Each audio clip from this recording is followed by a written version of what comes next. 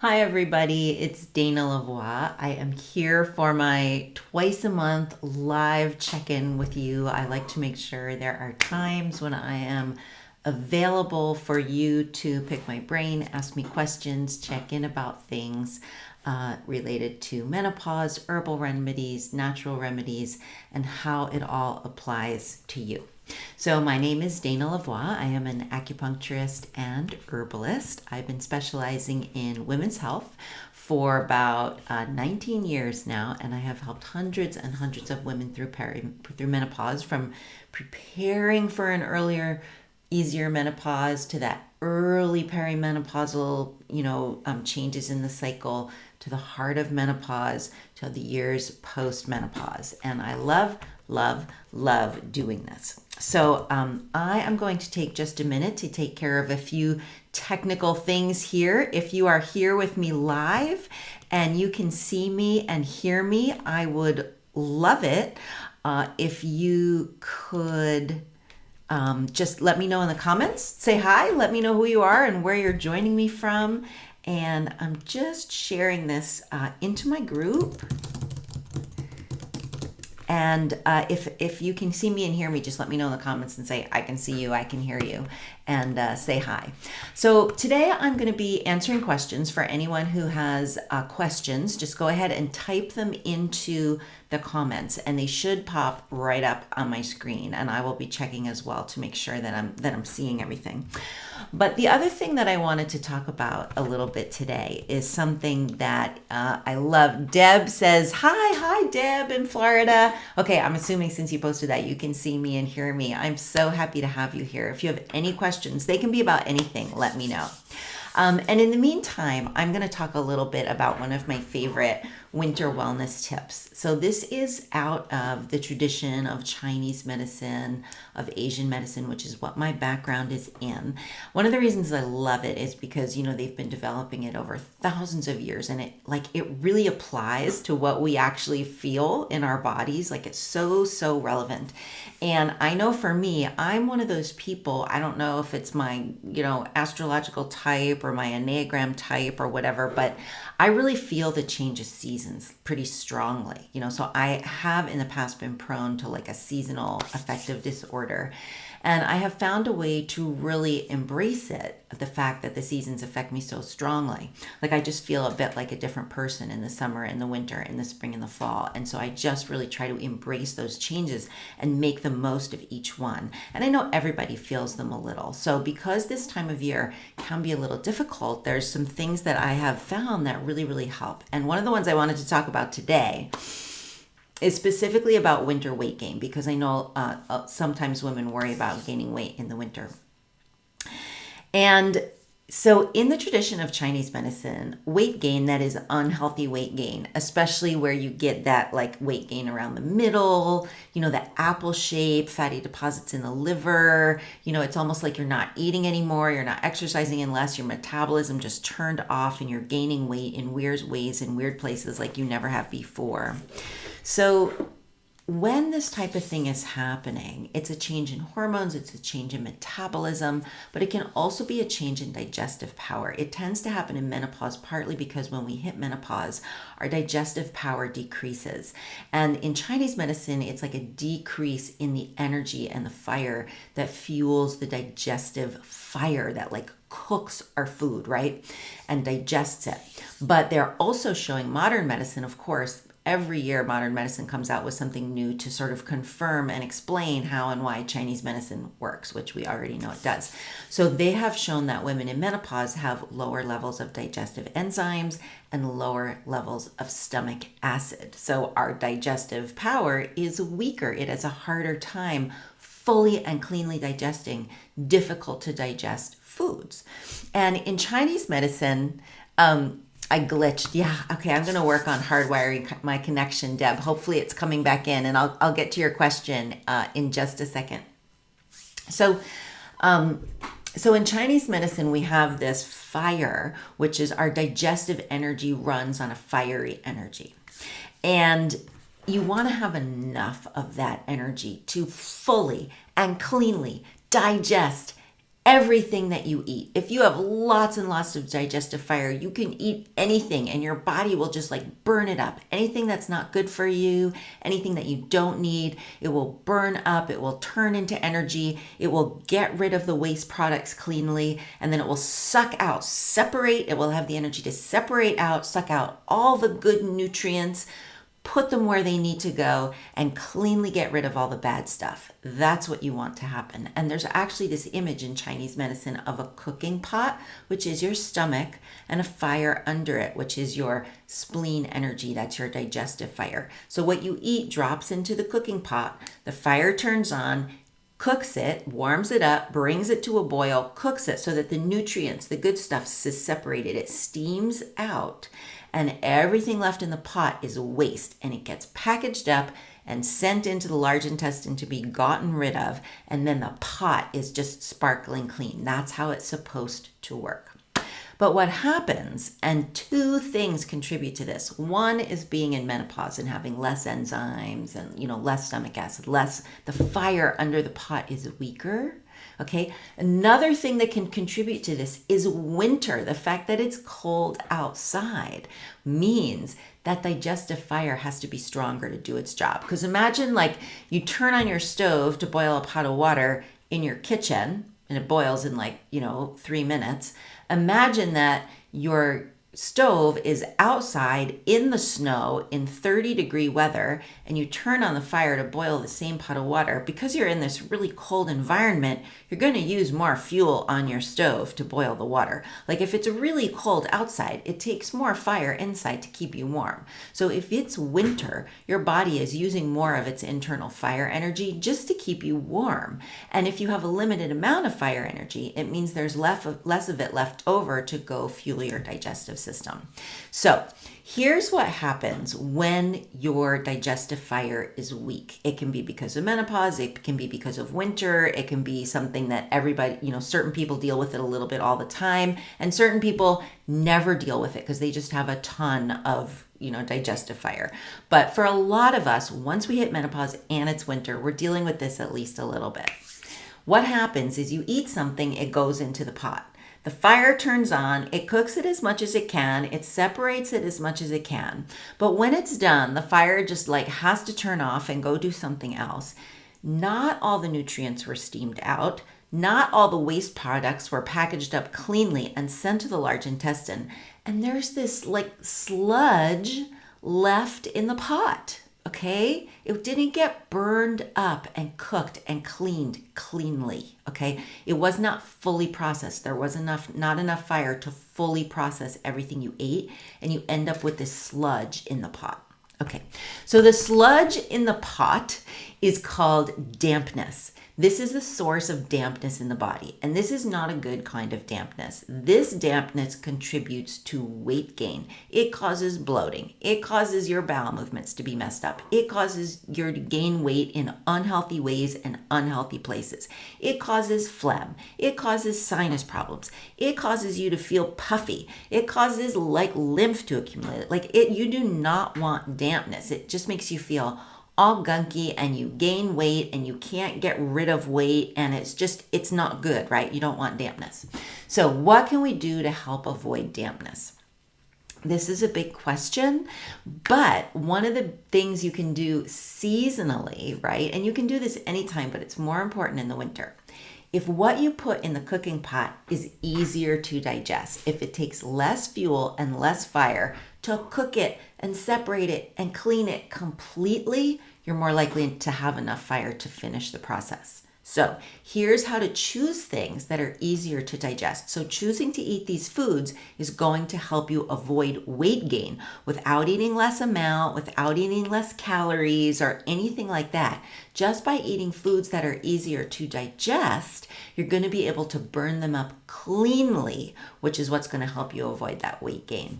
So foods that are warm versus cold, because if you put something cold in the pot, the fire has to warm it up and then boil it and then steam it. If it's already warm, it just has to steam the good stuff out, so it's less work.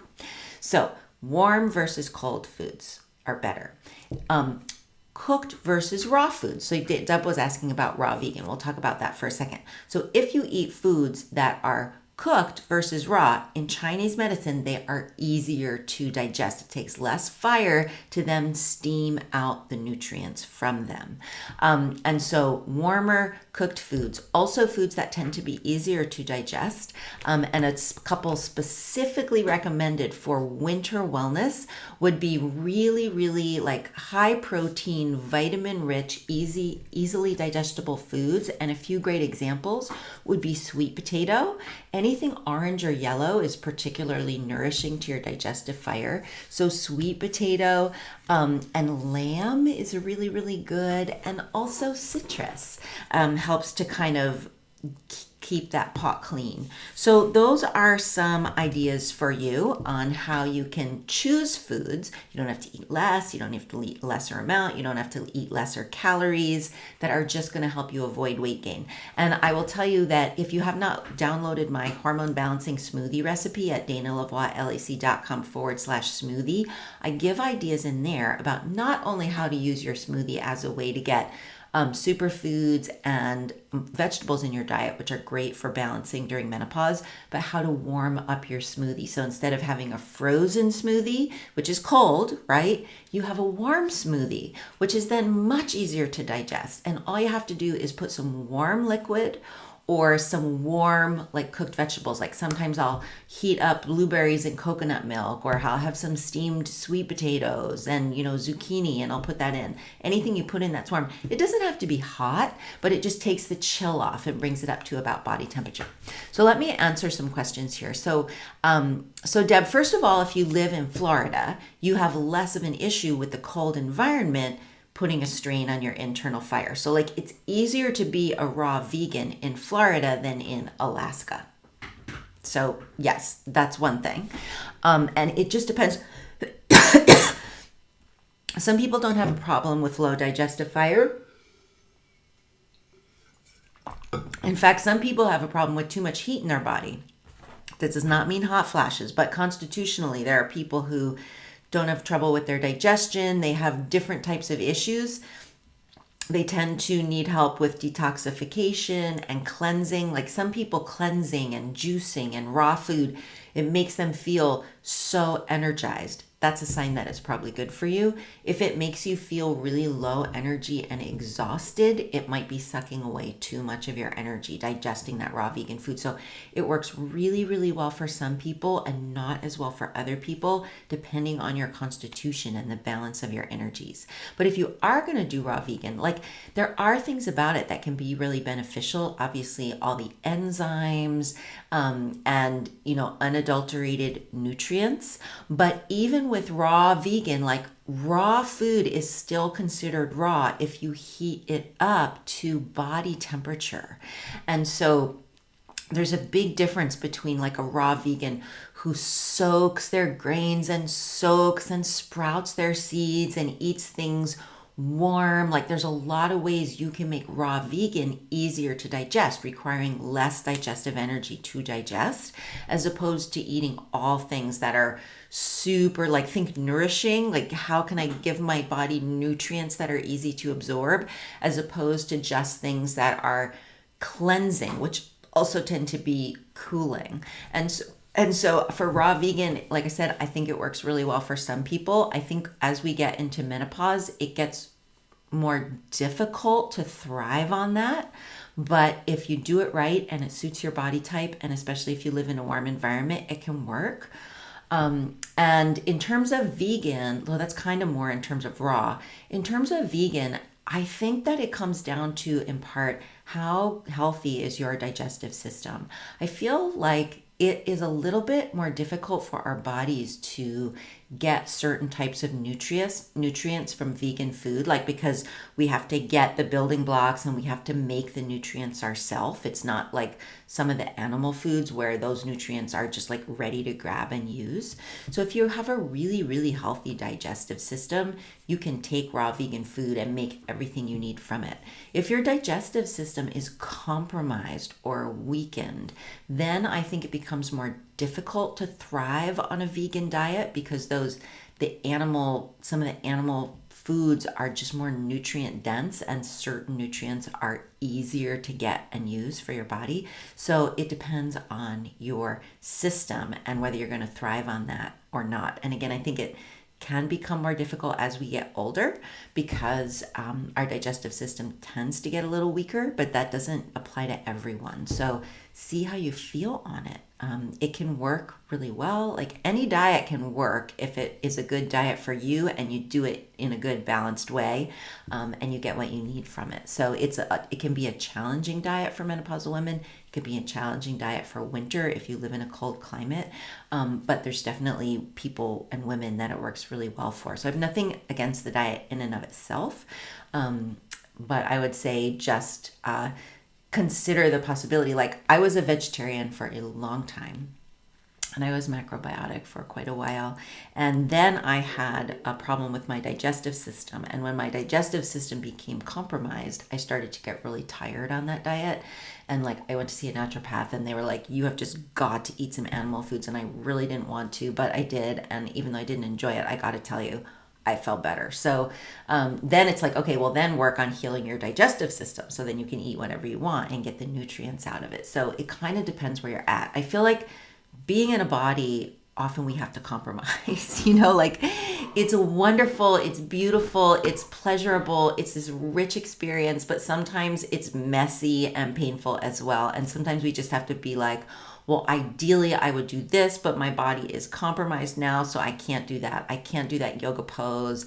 I can't do that exercise right now. I can't digest that food right now. I can't, it's like we make compromises for the sort of like messy imperfections of our human bodies. And sometimes that is our reality, even though there might be another level of reality that there's also that level of reality, and sometimes we have to eat what works for our bodies where they're at. So Deb, I hope that answers your question. Does anyone else have any other questions for me today? Because I would be more than happy to answer them.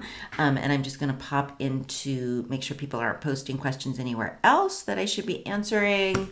I'm happy to answer your questions. If you've got questions, I love it. And Deb, the funny thing is that I don't think it was 73, but it was like maybe 63 and sunny here like a day or two ago. I was outside working in a sleeveless top in the yard, like feeling the sun on my skin, and it felt so good. So I'm very happy for you that it is a 73 and sunny there today and that you're lying in the sun. And here's another interesting thing. If you're in Florida and you're lying in the sun in December, you are making vitamin D. Your skin can make vitamin D. If you are in Oregon, like the Pacific Northwest, which is a much more northern latitude, even if it was 73 and I was lying in the sun, I would not be making vitamin D because the sun is too low in the sky and it doesn't spark the correct reaction in the cells of my skin. So for anybody out there who's not in Florida, who's at a more northern latitude, it doesn't matter how warm or how sunny it is. If the sun is low enough in the sky, it can be really, really difficult, if not impossible, for our skin to make vitamin D from the sun. And so while I'm not like this huge fan of taking a ton of vitamins, I take vitamin D in the winter for sure, and I often recommend it. It is a hormone and a vitamin, and it's simply, we need it for things, our immune system. It's been like proven to help us resist COVID. It's good for every aspect of your immune system, your hormonal system. So you definitely want to make sure you're getting enough of it if you are in a northern clime. So that is what I wanted to share with you today was my winter health tips. Let me see if there were some other questions. So Deb is asking about internal body dryness, vaginal dryness, eye dryness, voice box dryness, constipation, and cramped muscles. So in Chinese medicine, we talked a little bit about your fire energy today, which feeds your digestive system and also keeps you warm, and how if you don't have enough of that, it can mean that you don't digest things cleanly. Well, in Chinese medicine, you've got your fire energy, which actually relates to certain hormones like testosterone, right? And thyroid hormone, right? But you also have this water energy. You have fire and water energy. It's very important that you have both and that they are relatively balanced in your body so that you don't feel too hot or too cold or get all kinds of crazy symptoms that you'll get if they're very out of balance with each other. And all the dryness symptoms that you're talking about there are signs that you don't have enough watery energy and body fluids. Now, you can drink water. People, I get this all the time. You can drink a ton of water and it makes no difference whatsoever, because this is about your body being able to make what we call watery essence. So this is tears, this is saliva, this is synovial fluid in your joints. This is the vaginal lubrication. This is, what moisturizes your vaginal tissues, your skin, your hair from the inside out. This is what makes blood. This is what makes estrogen and progesterone. So it's not water. You can drink water and the water, you drink it and the water goes out through your urination and you don't have any more yin watery essence. Yin watery essence is something different. It's something that your body makes from water and minerals and other nutrients, right? It's very rich, it's very dense, bone marrow and blood, right? It needs iron, it needs minerals, it needs a lot of rich nutrients, but also water to make. And here's the thing, you have like a reservoir of this yin watery essence in your body. And if the reservoir is really full and replenished, your body can draw from it to make tears, to make, to lubricate your bowels, to lubricate your eyes, to lubricate your vagina, to lubricate your voice box, and to lubricate your tendons. Those cramped muscles, we call that dry tendons in Chinese medicine. So to lubricate your tendons, right? Your muscles and your tendons. So if you have enough watery essence, your body can make different kinds of watery essence from it quite easily. So if you're having dryness in all these areas, I would say that your overall supply of watery essence is probably too low. So like if you support one thing, like even if you just supported your dry eyes, if you made some watery essence, your body would put a little of it to your eyes and try to take a little of it for your vagina, a little of it for your bowels, a little of it for your voice box. Like your body tries to spread it out everywhere it needs to go. So what you really need to do is replenish the underlying reserves of watery essence. And this type of pattern, again, it's very common in women because our female hormones and our watery essence decline starting at about age 28 all through menopause and post-menopause too, and all the years post-menopause where these types of symptoms can be common. Our watery essence does not disappear. Even though our hormone levels are lower, we still have some estrogen, we have some progesterone, we have watery essence. And the difference between it being low and being zero, that little difference right there makes all the difference in whether you feel dry or not, in how you feel, in how you experience aging. So Deb, I would say replenishing your reserves of watery essence is going to feed the reservoir that all of those drynesses draw moisture from. Is going to be something that's probably a big focus for you in terms of overall wellness balancing. And in terms of being able to do that, there are foods that feed the yin, but honestly, not a single one of them is going to be a tenth as effective as herbal medicine for this. This is very specific. That thing that is not easy to do. It takes a while. It's a slow process. Like you want to increase your fire, you can do that pretty quickly.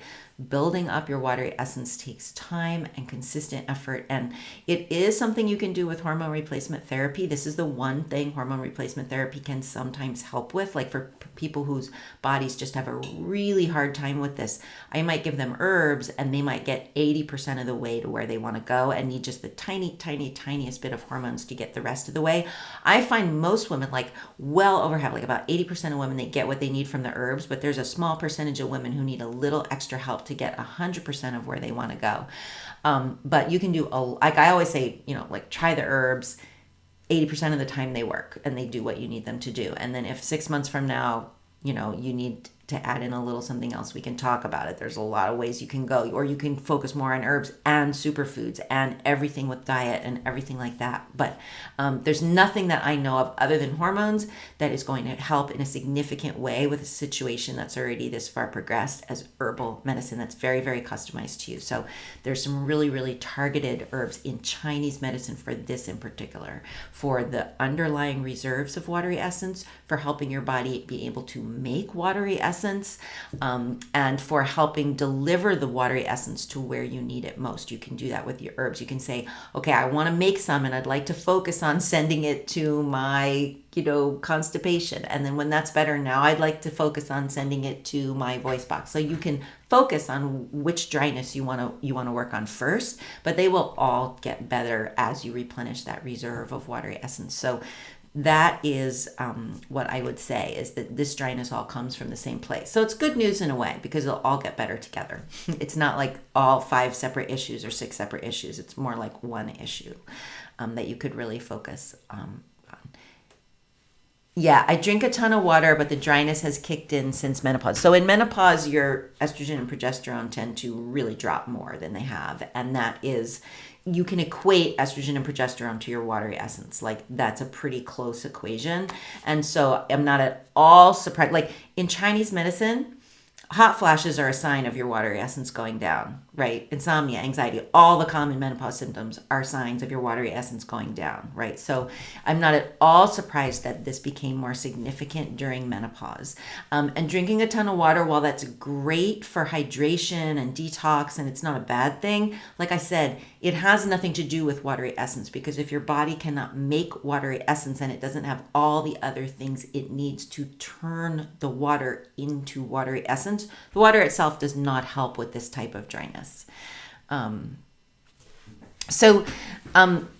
absolutely no HRT. Great.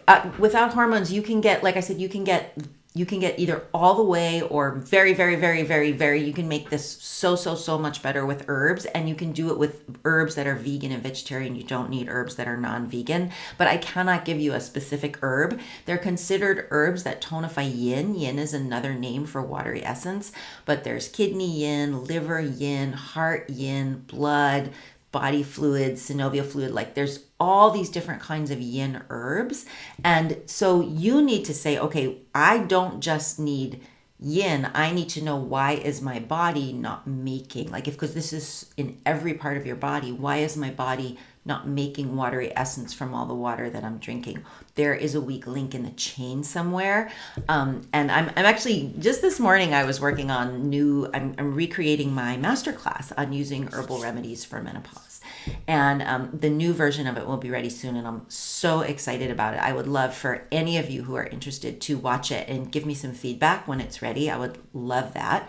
But one of the things I'm doing the slides for right now is that not every woman with dryness needs the same herbs, okay? Because it can be that you have low sort of watery essence, but it can also be a problem with processing, that the building blocks are actually there, but for some reason your body's not able to turn it into watery essence. Why is that? It can have to do with the liver. It can have to do with detoxification. It can have to do with low fiery energy. There's all different reasons.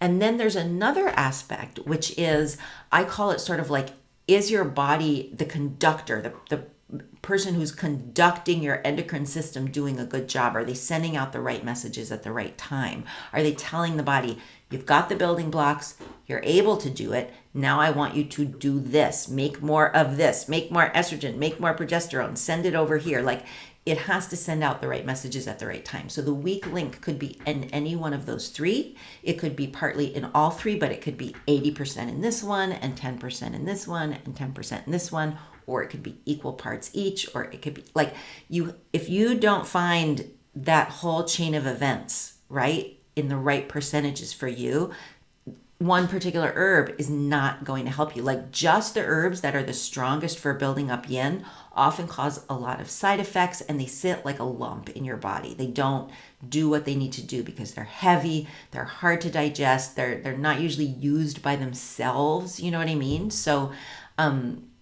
it's not like I would tell you an herb and there's like a 20% chance it would work. Whereas if you find the right herbs, there's an over 90% chance that you will get the results that you're really looking for. That's why I don't give specific herbs. I just tell you how to go about choosing the right herbs. It depends on your stage of menopause. It depends on your group of symptoms and their underlying cause, and it depends on other body factors in terms of what is your body doing and not doing and why. If it's not processing correctly, it could be due to high stress levels, high stress hormone levels, dysregulated stress hormone reactions, or it could be a lack of fiery energy. You could have lack of water and lack of fire. Or you could be a person who has lots of fire in their system, and that's why your water is always struggling. So there's just a lot of permutations and possibilities. And when you get the right mix for you, you get these amazing results. You're not wasting time. You're not wasting money on, herbs and effort and doing all this stuff that doesn't really get you where you want to go. I would love to have you watch my new masterclass and see if it helps you to understand this. And if you want to find the herbs that are specifically for you, this is basically my life's passion and my work, and what I do is I help women with this. And I've tried recommending herbs and they don't work. People come back, they're like, it didn't work. I'm like, I know it didn't work because it wasn't the right combination of herbs for you. So I have an online program where I work with women on this, and they go through the program and they put in all the factors are taken into consideration, and they find the combination of herbs that's suited to what they need. And then as they take them and their body changes and their symptoms change, the herbs change with you. Because the first thing is one thing's going to get better, but then you got to get the next thing better, and then you got to get the next thing better, and it's you have to build this mountain of good things happening. And if you just do the first thing and you keep doing the first thing and you never do the second thing, you're gonna miss the path that goes to the very top of the mountain. So it is a process. It's a little bit involved, but it's not difficult if you know how to do it. But it's a little bit involved, and it's different. Every step is different for every woman. So if you're interested in getting an invitation to my online program and learning the details about it, you can do that in my masterclass. You just go to danalavoielac.com/masterclass. And the masterclass that's there right now is good. It's good. It's a lot of the same information, but like I said, I'm really excited about the new one. I'd love to have you watch it. Hopefully it'll be out next week. And so that is what I have to say to you. All right. Any other questions? All right.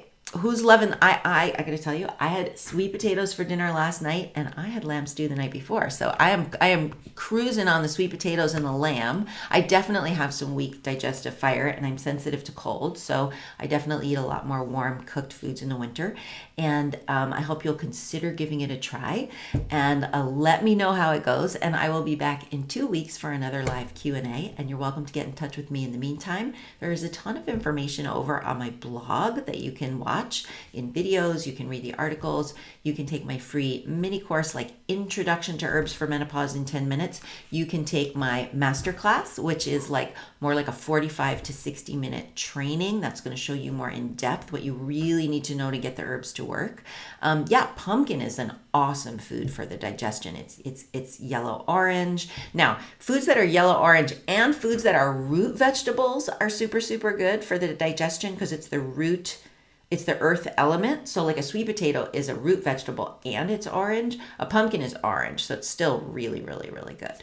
So that's awesome. And, it's got that vitamin A, all those. It's good to eat, you know this if you're a raw vegan, probably all different color foods tend to have different vitamins in them. So it's good to have some orange foods for sure. And any type of squashy, pumpkin-y thing is very, very nice for nourishing the digestive fire and the digestive energy.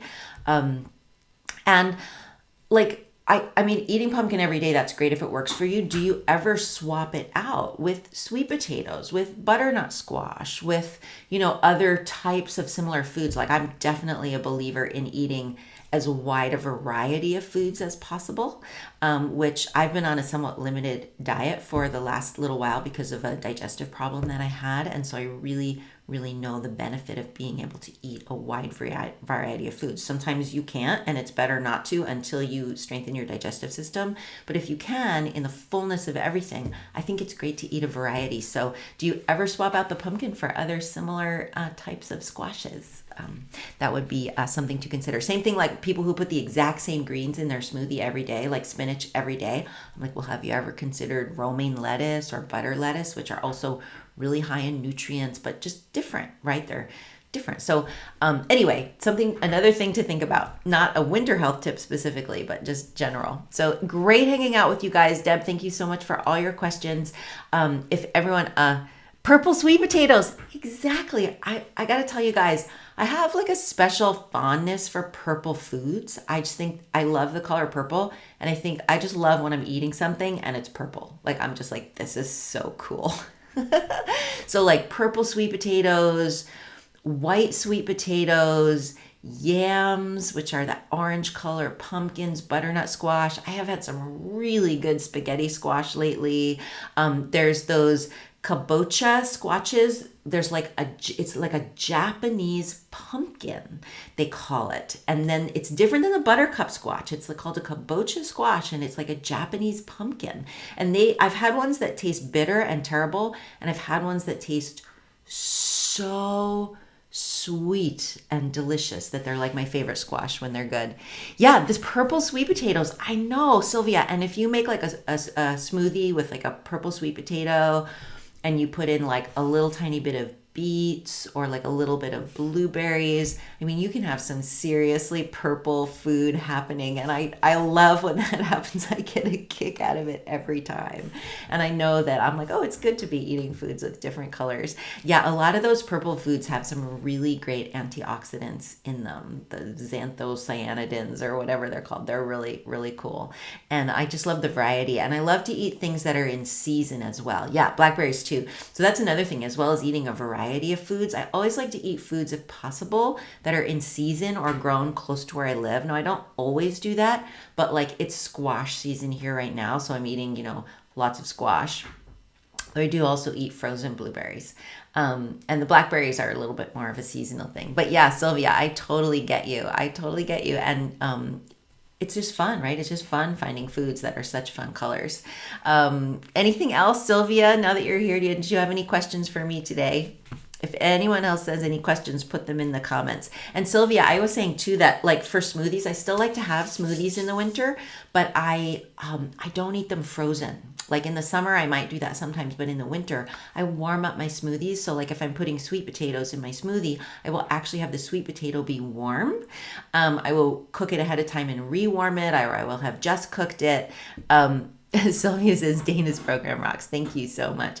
But yeah, so I'll take the vegetables that I'm putting in my smoothie, like the sweet potatoes, and they'll be warm when I put them in, and they'll counteract the frozen blueberries. So the smoothie will come out room temperature instead of cold or frozen. And I find that I do better with that for smoothies in the winter. So that's another benefit of putting something like sweet potatoes in your smoothie. They're easy to have warm.